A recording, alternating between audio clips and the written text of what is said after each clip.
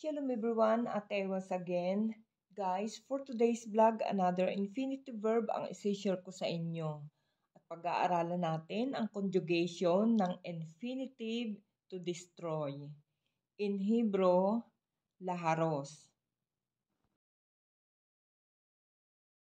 Present tense, destroy. For masculine, singular, hores. Ani, hores. Ata, hores. Hu, hores. Present tense, destroy. For feminine, singular, horeset. Ani, horeset. At, horeset. He, horeset. Present tense, destroy. For masculine, plural, or mixed gender, horsim. Anachnu, horsim. Atem, horsim. Hem, horsim. Present tense, destroy. For feminine, plural, horsot. Anachnu, horsot. Aten, horsot. Hen, horsot. Okay, let's move to the past tense kung paano natin ito sasabihin according to the gender. For past tense, destroyed. Harasti. Harasta. Harast. Haras. Harsa.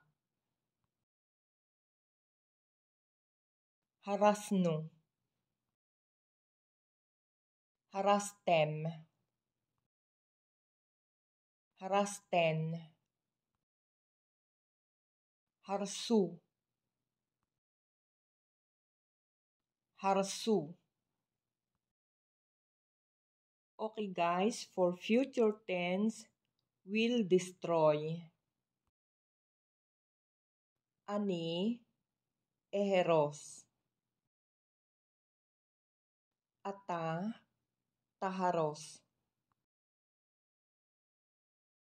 At, taharsi.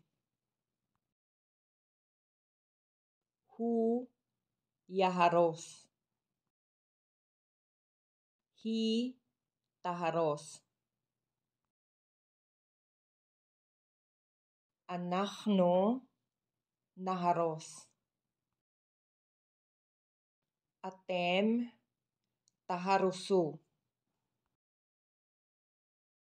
Aten, taharosna.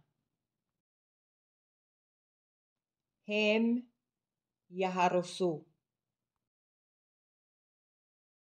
Hen, taharosna.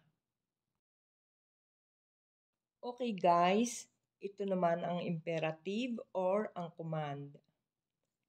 Imperative, destroy. For masculine, singular, haros. Imperative, destroy. For feminine, singular, hirsi.